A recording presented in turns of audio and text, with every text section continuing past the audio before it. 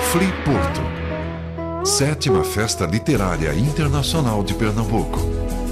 Oh, linda, tens a paz dos mosteiros da Índia. Tu és linda, pra mim és ainda minha mulher.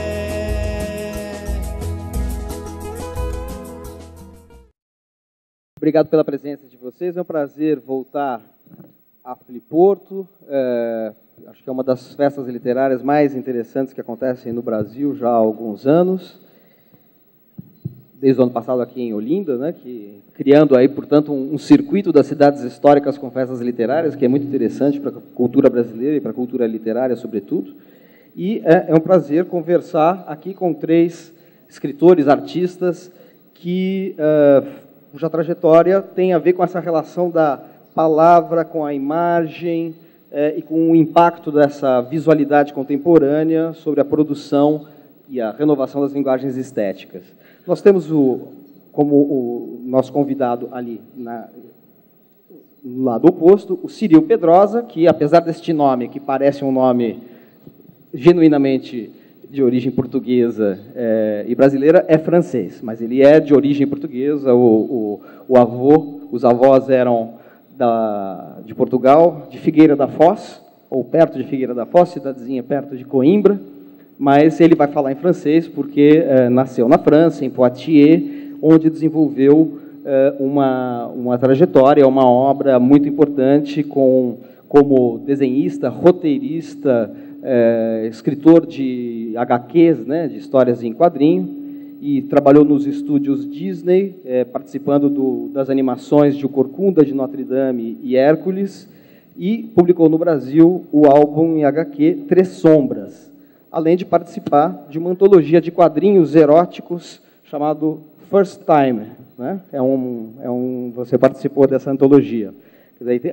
Há muitas obras dele ainda inéditas no Brasil e a gente espera em breve poder conhecer melhor o trabalho do qual ele vai nos dar uma pequena amostra aqui nas imagens que vão ser projetadas. Aqui ao meu lado, eu vou apresentá-los não pela ordem de depois da apresentação, aqui ao centro, o Walter Moreira Santos, que é escritor e ilustrador, autor de O Ciclista, que foi ganhador do primeiro prêmio José Mindlin de literatura, autor de Dentro da Chuva Amarela, autor de Helena Gold, são livros de ficção, mas ele também tem um trabalho importante como ilustrador de obras próprias e de obras de outros autores, além de ser dramaturgo, e ele também vai nos falar um pouco da sua ficção e dessa relação com outras linguagens. Eu tive o prazer, quando eu era editor de uma revista chamada Cult, de publicar um conto do Walter, quando ele ainda era um autor ainda pouco conhecido. Foi um prazer, né? Conheci pelo menos primeiro pela literatura e agora, e um pouquinho depois, pessoalmente. E aqui ao meu lado, o Frederico Barbosa, que vai começar as apresentações hoje, que é diretor desde 2004 da Casa das Rosas, um espaço Haroldo de Campos, que é um espaço importantíssimo em São Paulo, na Avenida Paulista, uma casa remanescente do período áureo do café em São Paulo e que foi transformada num espaço dedicado à poesia em homenagem ao poeta Haroldo de Campos. A casa foi fundada em 2004, logo depois da morte de Haroldo, e desde então o Frederico Barbosa é diretor, e acho que a obra dele é mais importante como poeta, né? Essa atuação institucional é muito importante para a cultura de São Paulo e do Brasil, mas para a literatura o que importa realmente é a sua obra poética, que está publicada em diversos livros. Eu cito aqui Nada Feito Nada, Rarefato, Contracorrente, Louco no Oco Sem Beiras, Cantar de Amor Entre os Escombros, A Consciência de Zero, e ainda como organizador de antologias e autor incluído em importantes antologias no Brasil e fora do Brasil, e que tem uma obra que dialoga bastante com a tradição marcada pela visualidade da poesia concreta brasileira. Então eu vou, depois dessa apresentação, passar a palavra ao Frederico Barbosa. Ele vai fazer uma apresentação com algumas imagens de poemas. Em seguida, o Ciril Pedrosa vai também apresentar seu trabalho. Depois o Walter. E, na sequência, quando der 15 para 1, eu vou fazer perguntas que vocês nos mandarem. As perguntas podem ser feitas, enviadas para o pessoal da produção em papeizinhos que estão aí sendo distribuídos especialmente com essa finalidade. Então, daqui a exatos 45 minutos, eu dou início a essas perguntas de vocês e depois de bater um papinho aqui com eles também. Tá bom? Então, passo a palavra ao Fred. Muito obrigado, Manuel. Eu queria, inicialmente, agradecer a presença de vocês aqui nessa hora do almoço, né? E agradecer muito o convite do Mário Hélio, né, que organiza esse congresso literário, a organização da Fliporto, e dizer que é sempre muito bom estar de volta à minha terra, né? Eu nasci aqui em Pernambuco e tive que sair de Pernambuco quando meus pais foram exilados de Pernambuco, depois da gloriosa, redentora Revolução de 64, e nós fomos para São Paulo, e lá eu fiquei a minha vida toda, né? Mas é sempre muito bom voltar à minha terra, que não só a minha terra do ponto de vista da naturalidade, mas também do papel de alguns escritores que têm se empenhado em batalhar para apresentar uma visão da literatura que vai além da visão romântica, da visão, digamos, melosa, da literatura simplesmente como apresentação de expressão, apresentação de sentimento, que vai além da ideia da literatura apenas como um instrumento de expressão. E nesse sentido eu queria citar, evidentemente, aquele que eu considero o maior poeta da língua portuguesa, João Cabral de Melo Neto, e citar também um convidado aqui ontem, né, aliás, domingo, o Raimundo Carreiro, que tem feito um trabalho maravilhoso no sentido de mostrar como se constrói um romance, né? Como se constrói a literatura, não com parâmetros, digamos, românticos, com parâmetros efêmeros, etéreos, não com bobagens, né? Segundo a minha concepção, mas sim trabalhando realmente o que é um romance, no caso do Carreiro, o que é um poema, no caso de grandes escritores pernambucanos, como João Cabral de Melo Neto, como Sebastião Chua Leite, né? Figuras que dão um norte, hoje em dia, para muitos escritores no Brasil, para considerarem a poesia e a literatura como algo necessariamente contundente, né? Não uma literatura como algo que seja mera expressão de sentimento fugaz, mas a literatura como expressão, na verdade, de um trabalho, né? A literatura como invenção, uma prática de uma tentativa, pelo menos, de fazer algo contundente que chegue ao leitor, que atravesse o leitor. E é por isso, né, que eu criei, digamos, uma teoria para falar da poesia, né, que é o que eu queria apresentar brevemente aqui para vocês. Eu chamei de poesia, palavra, impacto. Eu não sei se está aparecendo aí, porque a gente não tem noção. Está aparecendo aí no... Né? Obrigado. Aqui está aparecendo, mas não sei se estava aparecendo, mas tudo bem. Que é uma tentativa de definição do fazer poético, né? Eu coloquei aí uma imagem de um asteroide atingindo a Terra. E uma das imagens que eu gosto de utilizar é a seguinte: se caísse uma tonelada de algodão hoje sobre a cidade de Olinda, ninguém seria afetado, nada aconteceria. Cairia uma tonelada de algodão e nós ficaríamos felizes aqui no meio de um monte de algodão.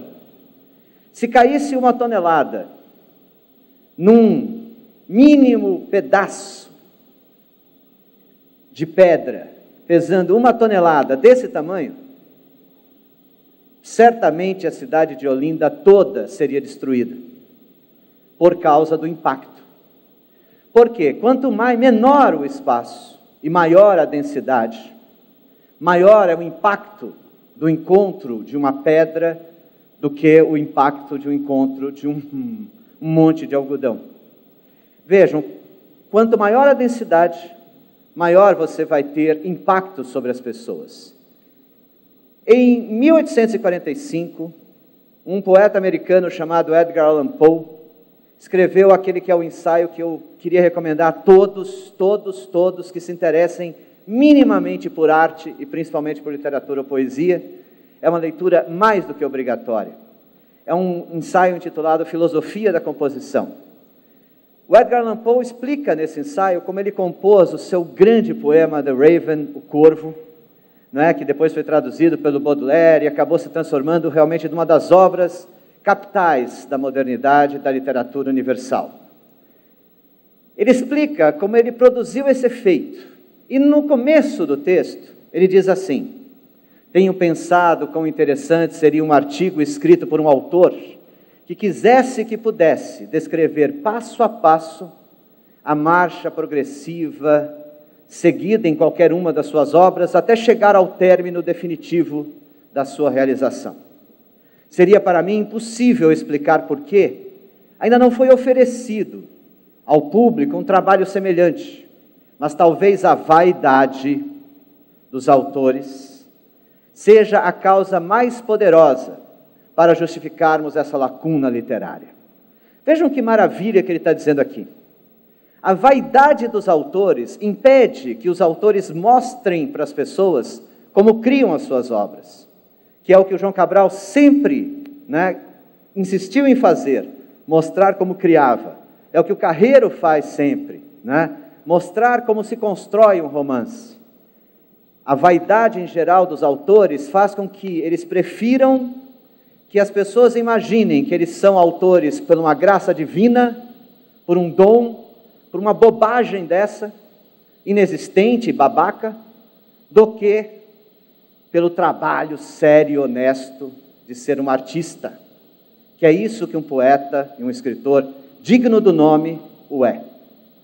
Muitos escritores, especificamente os poetas, preferem deixar que acreditamos que escrevem graças a uma espécie de sutil frenesi, e que a intuição estática teriam verdadeiros calafrios se tivessem que permitir ao público dar uma olhadela por trás da cortina.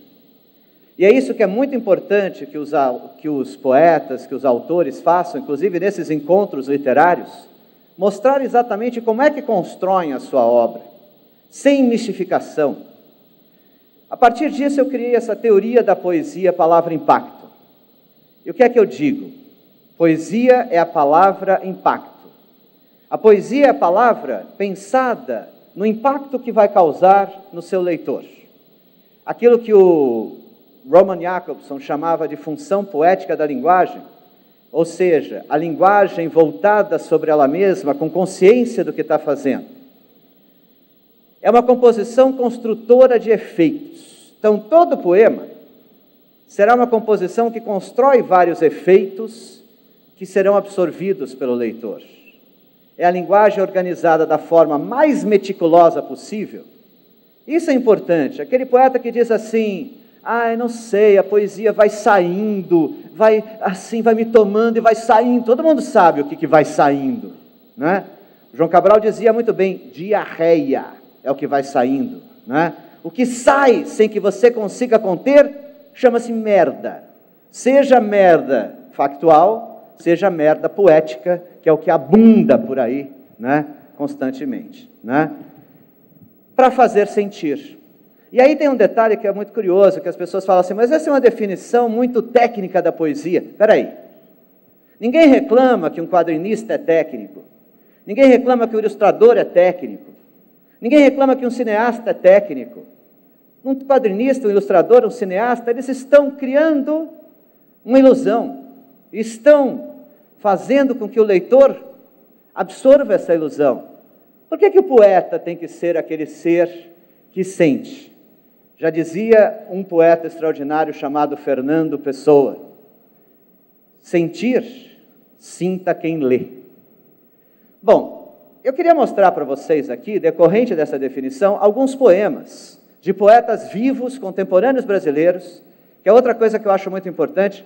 As pessoas falam assim: por que a poesia não tem mais poetas? Tem muito poeta fazendo um trabalho incrível nesse país. Eu queria que vocês vissem esse poema aqui. Todo mundo está conseguindo ver direitinho? É um poema intitulado Psil, de um poeta que esse ano completou 80 anos, chamado Augusto de Campos. Esse poema foi escrito em 1966. E eu já falei para Augusto: Augusto, você deveria ter sido preso e torturado. Ele achou engraçado, falou: Fred, que é isso? porque esse é um dos poemas mais críticos, mais contundentes contra a ditadura militar que jamais foram escritos. Só que os militares não eram muito espertos, né? E não entenderam o que estava nesse poema. Reparem só, as pessoas em geral rechaçam de cara, falam uma bobagem, um monte de frase cortada. Será que é isso? O poema se intitula Psil, escrito em 66. No centro a gente tem uma boca com um gesto de calar, não é? Nós temos um grande psil e temos várias frases ligadas a dinheiro, ligadas a ato. É interessante que tem um ato 13, em 66, tinham saído 4 atos institucionais até então. Então eu já vi alguém falar assim, ele está falando do ato do AI-5, que foi proclamado no dia 13 de dezembro. Bobagem, esse poema foi escrito bem antes do AI-5, né? Mas a gente pode pensar numa antecipação disso, o número 13 como azar. Esse ato, tudo mais barato, tem dura ali de ditadura, tem bomba, paz, tudo isso aparece. Mas aparece principalmente uma frase inteira aqui. E eu queria saber de vocês, que são daqui, de Pernambuco, se vocês reconhecem essa frase. A frase é: saber viver, saber ser preso, saber ser solto. Alguém sabe de quem é essa frase? De um sujeito chamado Miguel Arraes, que falou quando saiu da prisão em 65 e foi exilado da Argélia. Olha, é interessante porque talvez vocês aqui em Pernambuco não conheçam esse poema. E esse poema é um poema que é um dos maiores gritos a favor de um herói daqui de Pernambuco, que foi exilado, que foi preso e que teve o seu mandato cassado pela vergonhosa ditadura militar de 64. E nós temos aqui um poema de um poeta paulistano, que faz essa homenagem contundente. E é isso que eu estou falando, poesia, palavra, impacto, né? Esse poema, se você lê o poema direitinho, você não pode deixar de sentir o impacto desse poema. Em 1960, Décio Pinhatari compôs esse poema, intitulado Organismo.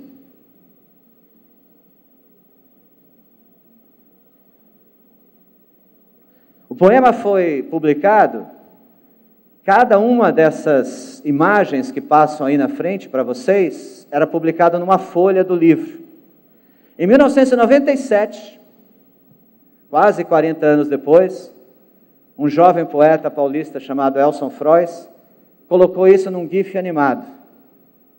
Ou seja, 40 anos depois, o poema conseguiu ser montado tecnologicamente como ele foi imaginado.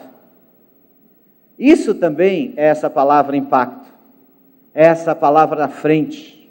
Em 1960, o cidadão está escrevendo algo que só 40 anos depois a própria tecnologia alcançaria. E é muito bonito o poema, né? A ideia do orgasmo. O organismo quer perdurar, orgasmo,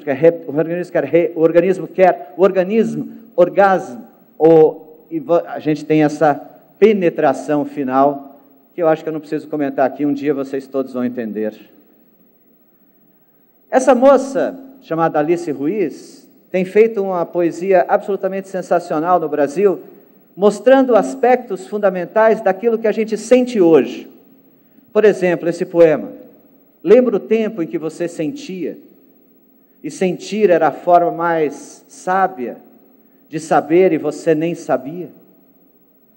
Vejam, essa ideia da dificuldade de sentir, essa ideia da dificuldade da gente se emocionar, perpassa a poesia da Alice Ruiz. Ela fez uma canção maravilhosa que foi musicada pelo Arnaldo Antunes e gravada pela Cássia Eller também, assim como pelo Arnaldo, muitos devem conhecer, intitulada Socorro, em que ela diz assim: socorro, eu não estou sentindo nada.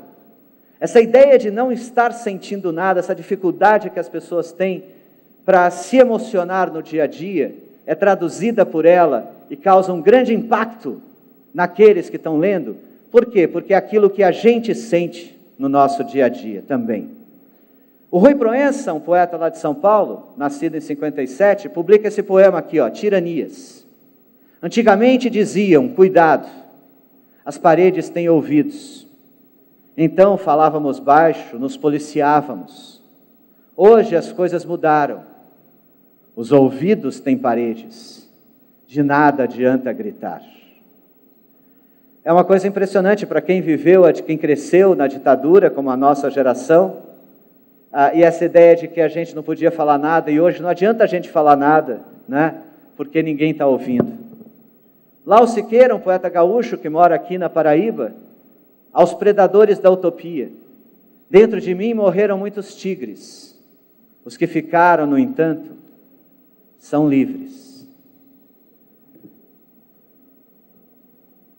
E para terminar, Valéria Tarelho, uma poeta que mora em São José dos Campos, São Paulo, e nunca publicou um livro, publica muito na internet. Arte sã. Homem é um bicho esquisito. Caça, come, joga fora a carcaça. Mulher tem outro instinto. Escolhe, leva para casa, usa. E com as sobras dos ossos, faz um par de brincos. Né? Então, também uma pessoa que está falando, está usando a poesia para causar esse impacto, para fazer as pessoas pensarem no nosso dia a dia, na nossa vida, na nossa existência.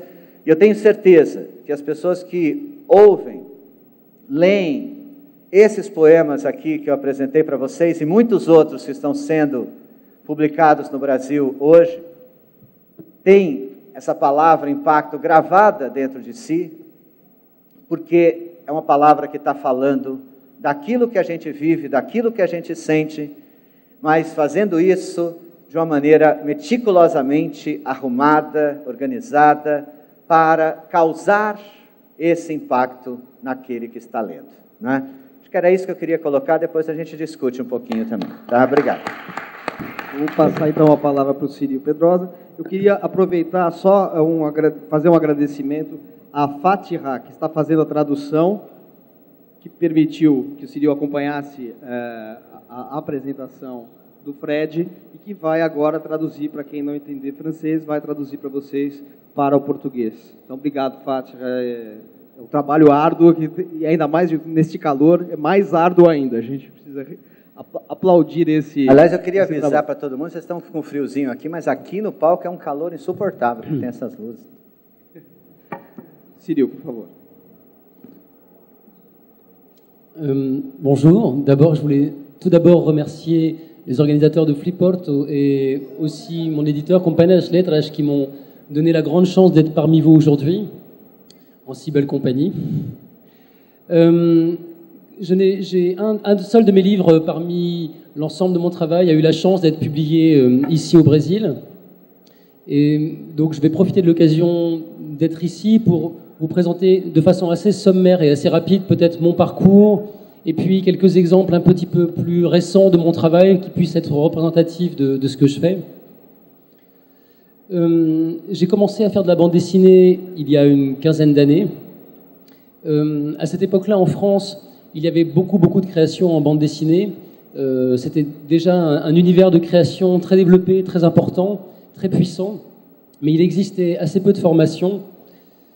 Ce qui fait que, malgré le désir de faire de la bande dessinée qui venait de l'enfance, depuis l'âge de 6 ans, je pense, moi j'ai envie de faire de la bande dessinée et de me saisir de ce moyen d'expression pour dire ce que j'ai à dire, il m'a été très difficile de trouver un chemin pour y arriver. D'abord parce que j'avais du mal à entendre ce désir et à le mettre en action, à le mettre en œuvre. Et puis aussi parce que très concrètement, il existait assez peu de formation pour faire de la bande dessinée. Et la bande dessinée, ce n'est pas uniquement du dessin et du texte, c'est un langage qui nécessite un apprentissage, une compréhension de ses enjeux, de ses outils, de ses moyens. Ce qui fait qu'en absence d'une formation, je dirais universitaire ou aux Beaux-Arts, qui n'existait pas à cette époque-là, j'ai dû passer par des chemins assez détournés. D'abord des formations assez inintéressantes dans la publicité, qui ont été l'occasion pour moi de savoir ce que je ne voulais absolument plus jamais faire de ma vie. Et puis, j'ai eu la chance de pouvoir entrer dans une école de dessin animé à Paris, à une époque où le studio Disney avait implanté un studio assez important qui travaillait sur des longs métrages. Et bon, je ne sais pas pourquoi, pour des raisons un peu étranges, il m'a paru plus simple de travailler dans le dessin animé que dans la bande dessinée. Je pense parce que le dessin animé, c'est quelque chose de beaucoup moins personnel, qui vous engage moins. Et j'avais le sentiment peut-être que c'était moins risqué, que je me mettais moins en jeu en allant travailler dans l'animation. Toujours est-il que j'ai commencé à travailler de cette façon-là dans le dessin, je dirais d'une façon professionnelle. Mais finalement, assez curieusement, à travers mon travail en animation, qui a été assez bref, j'ai travaillé pendant 1 an et demi dans le studio, un poste très technique, très basique, très simple. J'ai rencontré beaucoup de gens qui, eux aussi, avaient ce désir de faire de la bande dessinée et de raconter avec ce langage-là, qui est un langage très puissant. Et c'est finalement à leur contact, avec eux, en travaillant dans des fanzines, on commence à construire des récits, que j'ai commencé vraiment à mettre en œuvre mon désir de faire de la bande dessinée.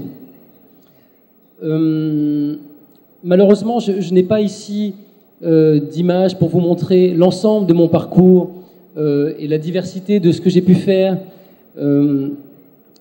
Pas tant que mon parcours soit particulièrement exceptionnel, mais c'est parce qu'il témoigne d'une évolution et d'une espèce de travail de recherche en soi, c'est-à-dire essayer d'aller à travers la bande dessinée au plus proche de ce qu'on a réellement et profondément envie de faire.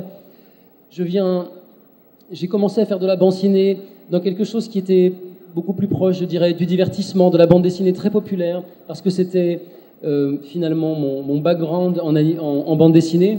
Et c'est petit à petit, en apprenant à faire du récit en bande dessinée, en découvrant toute la richesse de ce langage-là, que j'ai découvert à quel point finalement on pouvait avoir un engagement personnel dans ce travail, à la fois dans le récit, dans ce qu'on met en œuvre dans l'histoire, mais aussi dans la façon dont on développe un langage, dont on crée, dont on invente une façon de raconter l'histoire. Je dirais que la bande dessinée offre finalement la possibilité d'un double engagement, un engagement sur le récit et un engagement sur la forme. Et toute la richesse de ce langage-là, c'est de trouver,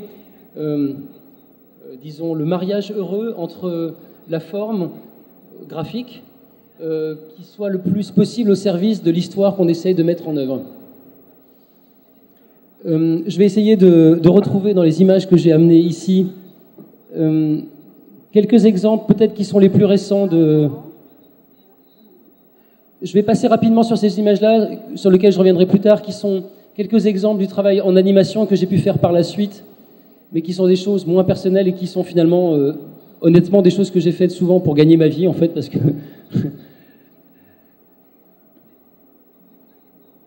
Les pages que vous voyez ici sont extraites d'un livre qui vient tout juste de sortir en France, qui s'appelle Portugal, et qui essaye de rendre compte des relations un peu complexes, des relations amoureuses, mais d'un amour contrarié avec le Portugal. C'est sans doute le livre le plus personnel parce que j'ai eu une expérience assez étrange.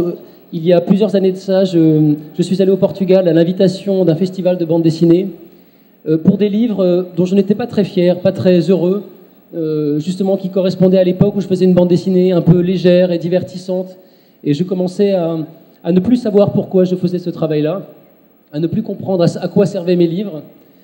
Et ces livres-là m'ont permis d'aller au Portugal, alors que je n'y étais pas allé depuis 20 ans, et de vivre une des plus belles expériences de ma vie, qui a été de découvrir le lien profond et puissant qui me lie à ce pays.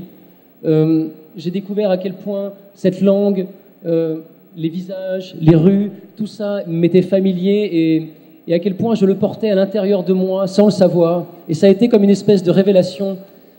Et c'était très étrange d'être là pour des mauvaises raisons, selon moi, pour des mauvais livres, pour des choses dont je n'étais vraiment pas fier, et que ça me fasse vivre quelque chose d'aussi puissant et d'aussi beau.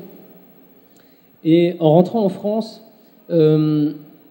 j'étais extrêmement troublé par cette expérience, et j'ai vraiment commencé à m'interroger pour essayer de comprendre pourquoi le lien avec le Portugal, pour moi et pour l'ensemble de ma famille, était quelque chose, non pas de secret, mais de souterrain, d'enfoui, finalement presque quelque chose d'absent, et qui qui est le lien qui me réunit avec tous les gens de ma famille. On est tous réunis dans ma famille autour d'un vide, autour d'une absence qui est ce Portugal qui n'est plus là.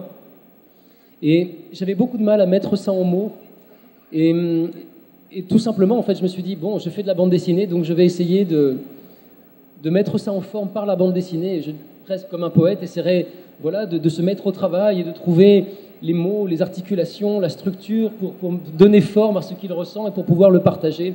Et c'est ce que j'ai essayé de faire avec ce livre. Une des particularités de ce livre, c'est que j'ai essayé, dans la forme, de trouver, je dirais, le dessin qui soit le plus proche possible de chaque situation, de chaque émotion ressentie par les personnages. Le livre est construit en 3 parties qui sont 3 points de vue subjectifs.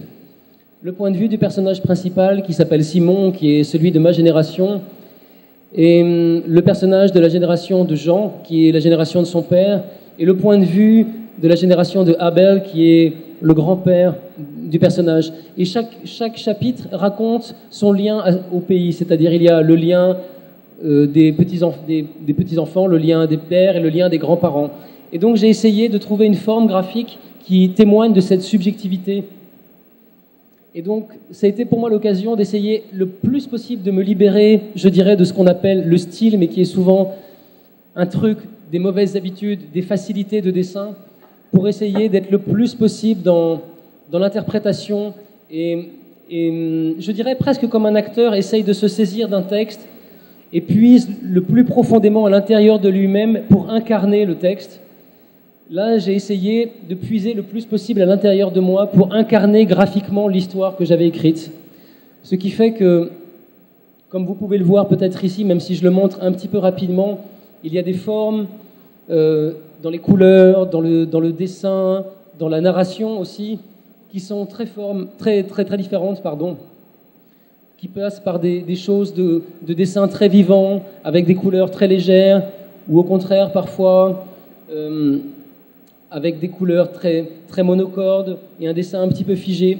Là, les pages que vous voyez là sont les pages de la dernière partie qui s'appelle Selon Abel, qui est la partie où le personnage retourne pour la première fois, cette fois-ci de façon consciente, au Portugal, et il retrouve sa famille, des cousins, il redécouvre, et en fait, il ne sait pas exactement ce qu'il vient chercher, mais finalement, c'est pas tellement important.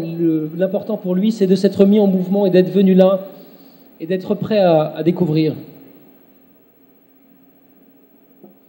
C'est quelque chose d'un peu particulier parce que ce livre, donc, c'est à la fois une tentative, je dirais, d'aller vers une expression la plus libre et la plus honnête possible et la plus sincère possible dans mon travail. Et en même temps, c'est un livre sur lequel j'ai travaillé en pensant toujours à ma famille, à ces gens qui sont partis dans les années 30 du Portugal avec rien dans les poches, qui sont venus en France et qui n'ont jamais prêté attention à leur histoire, qui l'ont toujours trouvé banale. Et je voulais, avec ce livre-là,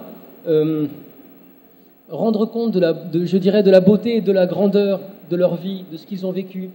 Surtout en ce moment en France où il y a, je dirais, un discours assez dur sur le parcours des immigrants, où on essaye toujours de les tirer du côté de la délinquance, de la violence, et où on dévalorise, je trouve, l'apport des étrangers à ce pays qu'est la France, qui est quand même un pays qui s'est construit finalement sur la culture des autres, sur le travail des autres, sur leur investissement dans ce pays. Et j'avais vraiment envie, très modestement bien sûr, mais de dire non, ce sont des belles histoires, ce sont des histoires qui méritent d'être racontées et d'être partagées. Alors, j'ai l'espoir que ce livre qui s'appelle Portugal sera peut-être un jour traduit au Brésil. J'espère que Companhia das Letras aura envie de le faire. Mais c'est un livre qui est difficile, je pense, à traduire parce qu'il est très grand. Il est presque grand comme un livre d'art, je dirais. Il y a 250 pages, c'est très dense. Donc je sais que c'est un livre qui est un petit peu difficile à mettre en œuvre. Et je serais tellement heureux qu'il puisse être traduit ici. Après ce livre, qui est le livre que j'ai fait après Tres Sombras, qui a été publié ici, dont malheureusement je n'ai pas d'image à vous montrer, j'ai commencé à travailler depuis quelques mois sur un nouveau projet qui est très différent parce que cette fois-ci je travaille avec un scénariste et donc c'est une relation différente à l'histoire. sur Portugal, je construisais le scénario entièrement, comme si finalement ce scénario était destiné à quelqu'un d'autre que moi, pour essayer de me mettre comment dire, pour ne pas penser aux enjeux de dessin quand j'écrivais, pour ne rien m'interdire en me disant non, ça va être difficile à dessiner ou je ne sais pas quoi, pour vraiment essayer d'être concentré sur l'histoire et ensuite être dans l'interprétation. Et maintenant, je suis de nouveau dans la situation d'interpréter le texte de quelqu'un d'autre. Ce qui est intéressant parce que ça m'amène dans des espaces, dans des jardins où je n'irais peut-être pas naturellement. Et ça a été l'occasion pour moi, encore une fois, d'essayer de trouver, dans mes limites, qui sont bien sûr trop importantes malheureusement, quel espace, oh oui, c'est mieux. Quel espace graphique je peux investir pour mettre en œuvre un langage qui serait le plus possible au service de son histoire. C'est une histoire très étrange, très dure, qui raconte le voyage de deux frères à travers un pays, dans un monde imaginaire, je dirais presque de fantasy au sens anglo-saxon du terme. Et c'est à la fois un récit d'aventure, un peu traditionnel, je dirais, et en même temps un récit intime parce qu'il est construit autour de la relation entre deux frères. Et ce qui était difficile graphiquement à mettre en œuvre dans ce récit, c'est que il y a, je dirais, à la fois l'enjeu du voyage, de la beauté des rencontres, des événements, de l'inattendu, et en même temps, il y a quelque chose de très dur, de très âpre dans ce qu'ils vivent. Ce sont des enfants qui sont livrés à eux-mêmes, qui traversent un pays ravagé par la guerre. Et la difficulté était de trouver quelque chose qui, graphiquement, essaie de rendre compte de la magie de cet univers-là, et en même temps ne soit pas trop doux, pas trop, je dirais, gentil, mais ce n'est pas le bon mot, mais qui témoigne d'une certaine âpreté en tout cas. J'ai mis beaucoup de temps à trouver la direction pour le faire, et finalement je suis parti vers quelque chose de très noir et blanc, qui est très différent du noir et blanc que j'avais mis en œuvre dans le livre 3 ombres, qui là est beaucoup plus proche, je dirais presque de la xylogravure en fait, même si c'est du dessin en fait, très simple, fait avec du crayon, mais avec beaucoup de textures, de matières qui permettent de faire des choses noires, très sombres. Je vais essayer de ne pas parler trop longtemps parce que je crois qu'on arrive au terme de mon intervention, je dirais. Simplement pour conclure ce discours, je dirais que plus que jamais, ce qui m'intéresse maintenant dans la bande dessinée, c'est d'essayer de développer un langage graphique qui se libère, je dirais, des codes et des traditions pour essayer de trouver un langage qui soit sincère et honnête, ou quelque chose de simple finalement à mettre en œuvre, mais le plus simple c'est souvent le plus difficile, qui est d'essayer de trouver en soi la sincérité dans le dessin pour se mettre au service de son histoire et de son récit. Muito obrigado.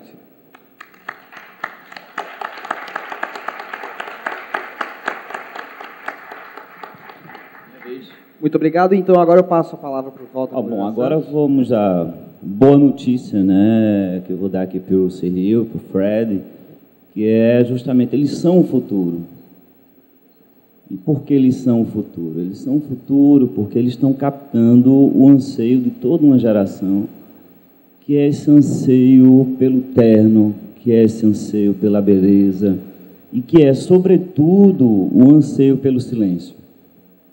Diante de uma realidade tão gritante, diante de uma realidade onde pessoas se explodem e matam milhares de pessoas, diante do cinismo extremo na política, diante da falência das ideologias, o que é que sobrou para o artista? Sobrou o silêncio. Sobrou essa poesia extrema do traço do Cyril. Vocês comprem, vocês se auto-presenteiem essa experiência, porque é uma experiência de uma delicadeza. O Pound dizia que o poeta é a antena da raça, né? E é ele que dá a direção. Então, o que há em comum hoje entre a obra desses dois artistas? É justamente que ela é uma obra que nos alimenta.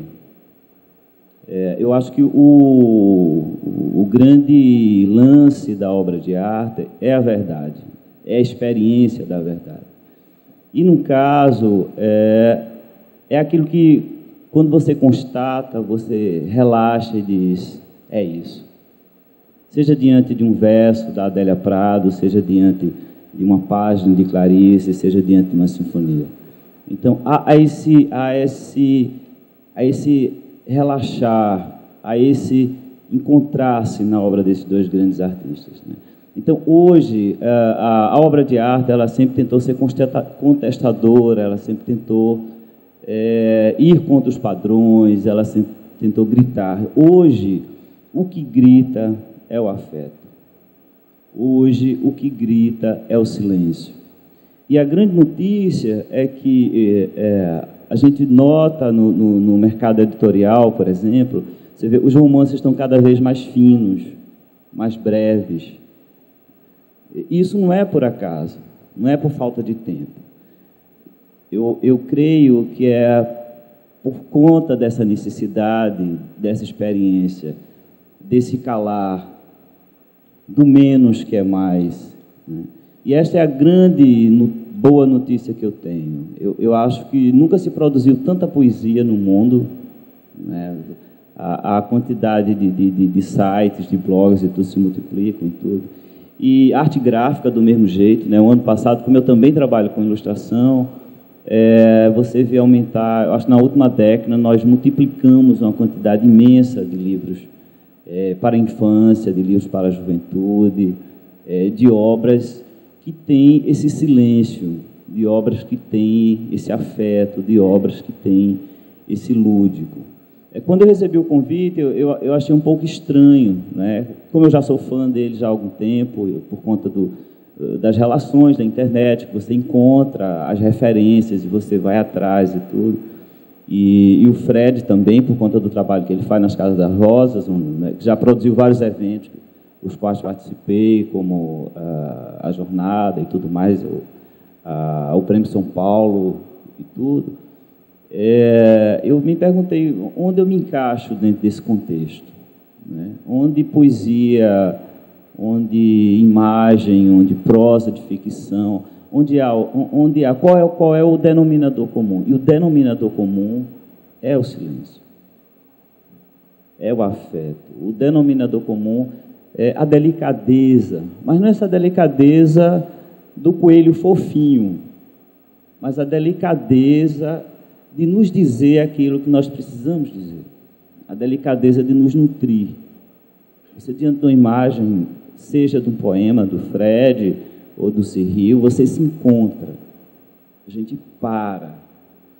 E a beleza, você para não por conta de um grito, você para não por conta do berrante, você para porque você é nutrido diante de uma obra de arte. E a grande função da arte é justamente esta, é nutrir, é nos levar para o centro, né? E é o que fica, porque as ditaduras vêm e vão, os idiotas passam pela história como idiotas, mas o que fica é essa experiência do afeto, é essa nutrição. É quando você se depara e faz, é isso. E é isso. Obrigado, Walter. Antes de começar essa mesa e lendo, obviamente, antes de vir para Olinda, mas eu já me perguntei como é que cada um iria encarar o tema proposto pelo curador Mário Hélio aqui dentro da programação da Fliporto. Mas um pouquinho antes da mesa começar, eu fui falar com o Walter, tirei ele ali da sala, falei, vem cá, você é o mais difícil de entender, porque o Fred trabalha com uma poesia que dialoga com uma tradição da ruptura e que assume a poesia como artefato e não como expressão, como ele bem falou, enfim, só para mencionar. E o Círio Pedrosa falou, além de trabalhar com uma linguagem visual que vive um momento de explosão, no bom sentido, de produtividade, criatividade, quer dizer, ele já de saída ele trabalha com uma linguagem que assimila esse impacto visual da comunicação da realidade contemporânea na qual a gente vive. E o Walter não se encaixava muito no xadrez aí proposto pelo Mário Hélio.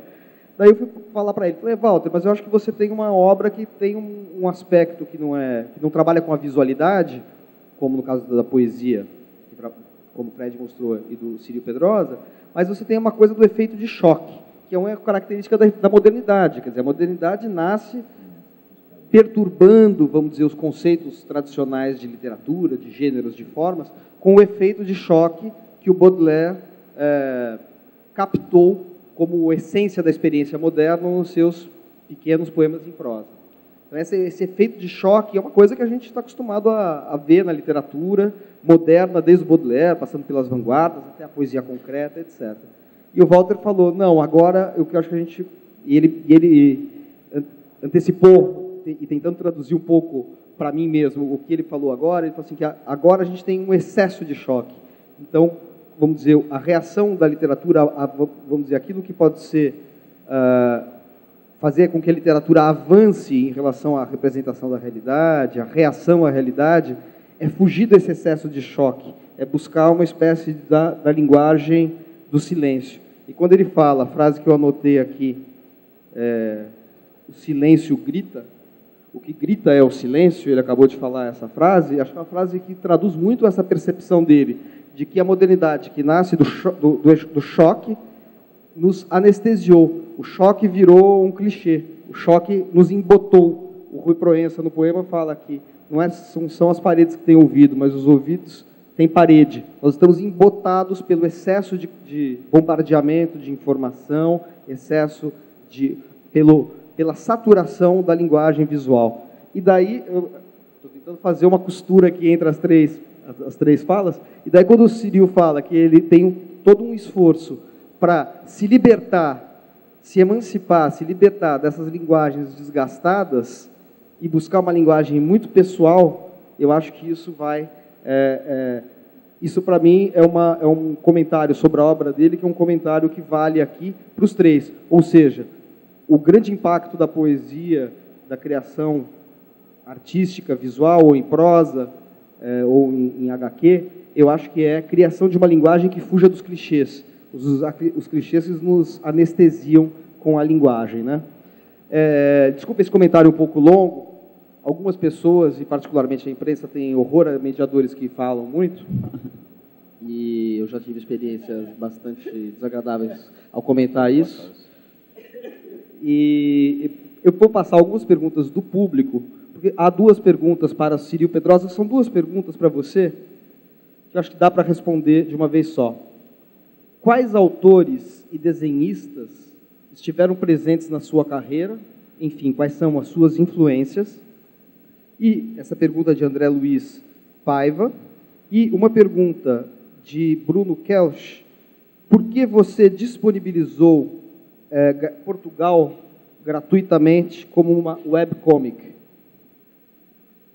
Disponibilizou? Que maravilha, eu quero ver. Dá para entrar na internet? Tem um endereço aí? Você tem um endereço? Oui, le site c'est 8comics.fr. Mais le livre n'est pas entièrement disponible sur Internet. En réalité, il a été mis en ligne, je dirais, par épisode, et avec un système d'obsolescence, c'est-à-dire qu'au fur et à mesure, les épisodes les plus anciens disparaissaient. C'était pas forcément mon désir à moi, c'était une espèce de gentleman agreement avec mon éditeur papier qui a accepté la mise en ligne en contrepartie de cette disparition progressive des contenus. En réalité, dans les auteurs qui m'ont influencé ou qui ont été importants pour moi, je dirais qu'il y a deux catégories. Il y a les auteurs qui m'ont donné envie, voilà, de façon très instinctive et dès la toute petite enfance de faire de la bande dessinée. Et là, ce sont des auteurs extrêmement populaires. Uderzo et Goscinny pour Astérix, la bande dessinée franco-belge. Bon, je ne sais pas si ce sont des auteurs qui sont connus ici, mais Franquin... vraiment la génération de la bande dessinée de Marcinelle, donc une bande dessinée très divertissante, mais voilà, quand j'étais enfant, c'est cette bande dessinée-là qui m'a capté, et qui m'a, je crois, donné le goût du dessin et de la narration. Et l'avantage de cette rencontre-là, c'est que ça m'a complètement happé et pour toujours dans la bande dessinée. Le désavantage, c'est que cette bande dessinée, qui était à l'époque certes divertissante, mais je dirais novatrice dans sa forme, elle est elle-même devenue un cliché au bout d'un moment. Et j'avais fini par intégrer ces clichés et par ne me nourrir plus que de ça, comme si je ne me nourrissais que de moi-même, je dirais, d'une certaine façon. Si bien qu'il m'a fallu, dans un deuxième temps, découvrir d'autres auteurs. Et je pense que le plus connu, sans doute, et celui qui a été le plus déterminant, c'est Hugo Pratt, qui est arrivé avec une espèce d'esprit romanesque, je dirais, dans la bande dessinée, et en même temps avec une vraie liberté graphique, qui, bien sûr, maintenant paraît simple et presque convenue peut-être dans sa forme, mais qui était réellement novatrice dans sa capacité à proposer une retranscription des espaces, des lumières, des personnages, un jeu sur l'abstraction aussi, qui, moi, m'a vraiment enthousiasmé. Et puis maintenant, il y a des auteurs contemporains, français ou ailleurs, des gens comme Chris Ware aux États-Unis, je trouve, font une œuvre incroyable.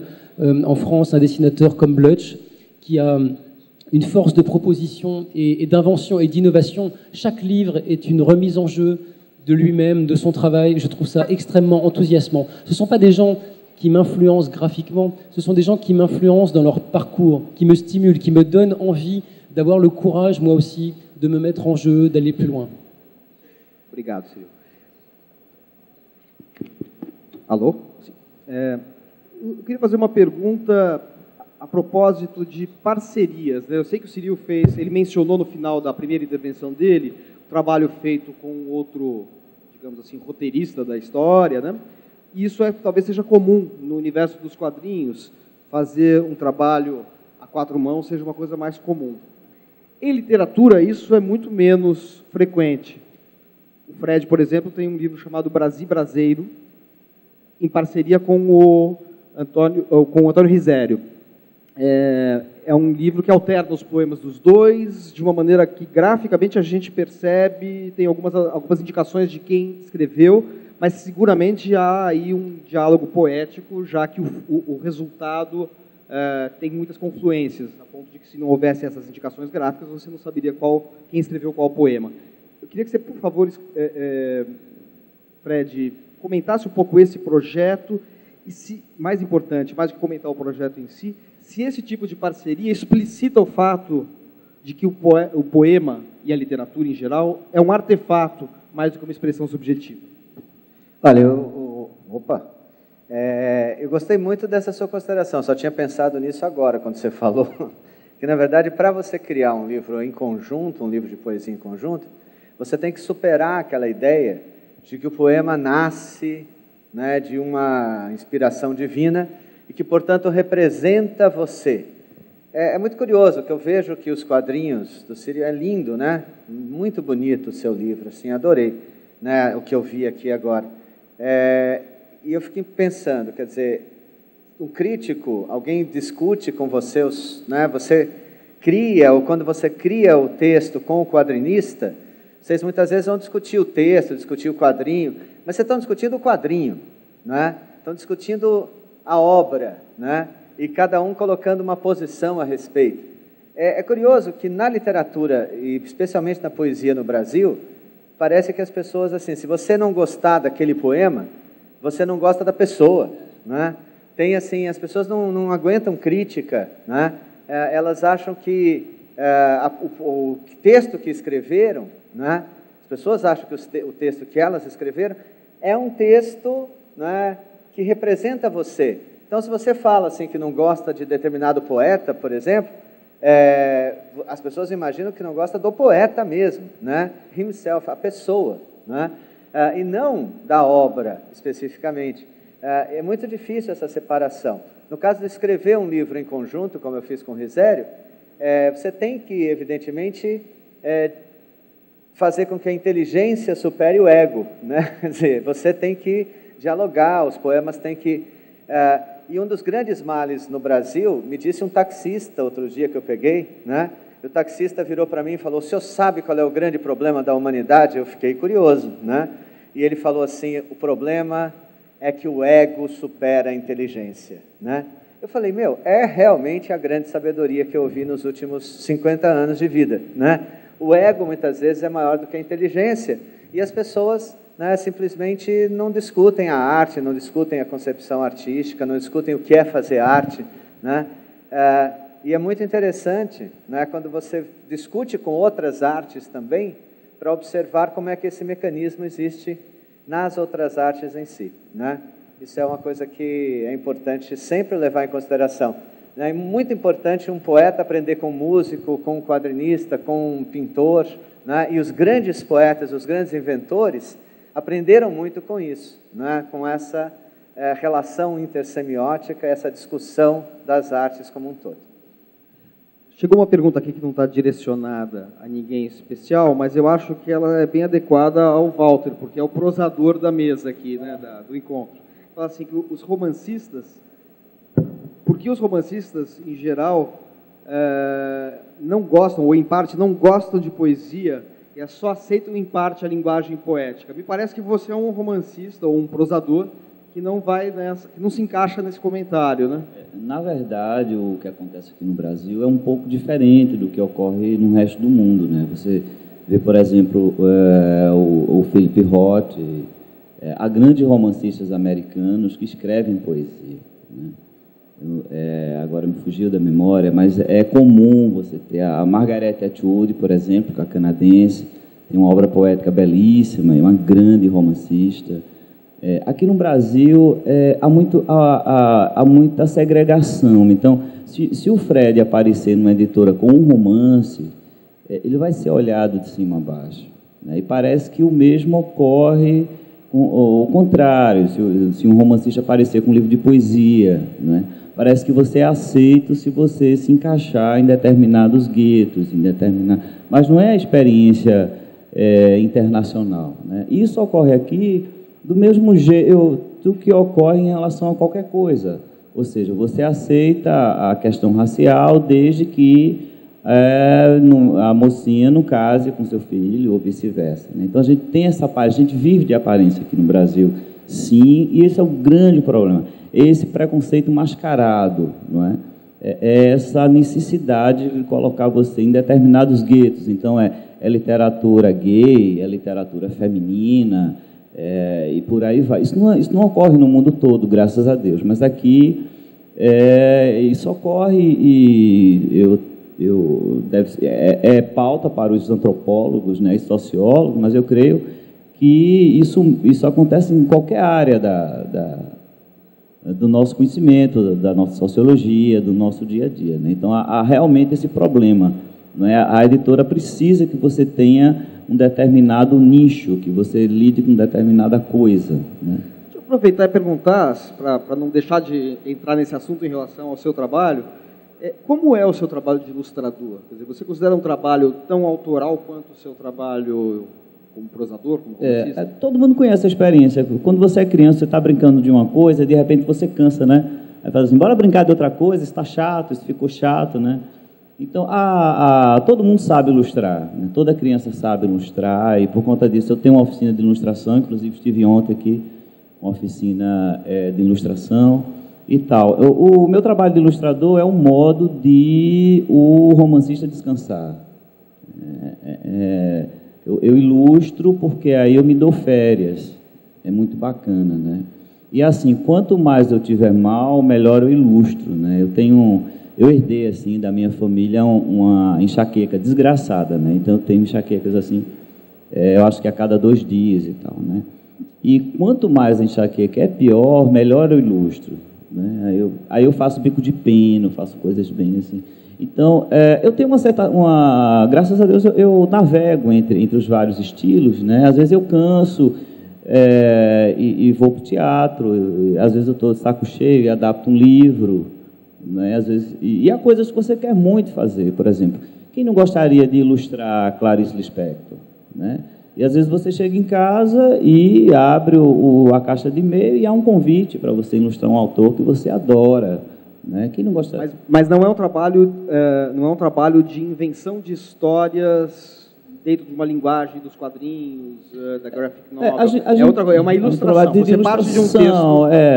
Eu trabalho basicamente para criança e tal.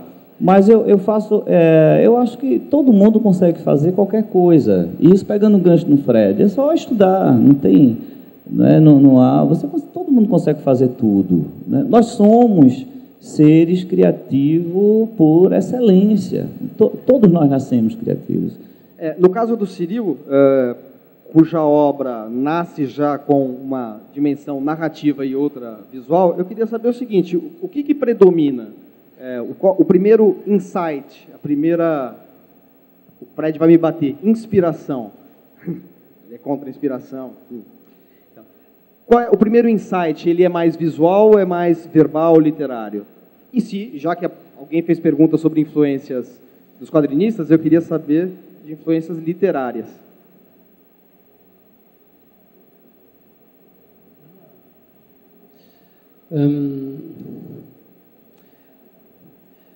C'est assez difficile de répondre à cette question. J'écoutais avec attention ce que disait Federico tout à l'heure et je trouve que retranscrire le chemin de la création est toujours quelque chose de très complexe. La création, elle n'avance jamais en ligne droite, elle est très labyrinthique, elle n'est pas linéaire, elle revient en arrière. Et même si on fait l'effort sincère de vouloir témoigner du travail qu'il a fallu fournir pour accomplir une œuvre, c'est souvent difficile de le rendre compréhensible, d'y trouver une logique. Par exemple, quand je travaillais sur Portugal, j'étais comme ça dans une petite ferme, dans un petit village au fin fond du Portugal, et j'étais en train d'écrire et de dessiner et de prendre des notes et d'imaginer, et je me suis mis à penser à la recherche du temps perdu. Je n'ai pas une connaissance approfondie de l'œuvre de Proust, je suis juste un lecteur, mais j'étais touché par cette espèce, je ne sais pas, c'est peut-être une hérésie de dire ça, mais je dirais de son acharnement à vouloir saisir un ressenti, une sensation, à la mettre à plat, à en faire tout le tour, à la décortiquer jusqu'à la rendre partageable. Et c'est quelque chose que j'avais en tête en travaillant sur ce livre-là, en me disant je peux m'accorder peut-être beaucoup plus d'espace que d'habitude. Alors, ça ne m'a pas influencé dans l'écriture, pour le coup, ça m'a influencé dans la forme visuelle, c'est dans la narration. Me donner le temps, l'espace, de prendre à bras le corps des choses très, très ténues, très simples, très fragiles, mais d'essayer de faire un travail archéologique, d'aller au plus profond de ces choses ténues pour essayer d'en extraire le plus de contenu possible et faire en sorte que ce contenu soit partageable, qu'il soit quelque chose qu'on ait en commun. Perfeito. Muito obrigado. Bom, a gente tem que cumprir o nosso horário aqui para dar tempo de todo mundo almoçar e voltar para a programação da tarde. Eu sou parte interessadíssima nessa programação da tarde, já que eu vou estar numa das mesas. Então, agradeço muito a presença de vocês, o convite da Friporto, uma honra participar desta mesa. Agradeço enormemente a Cyril Pedrosa, ao Walter Moreira Santos e ao Frederico Barbosa por essa apresentação, que eu tenho certeza que foi inesquecível. Muito obrigado a todos.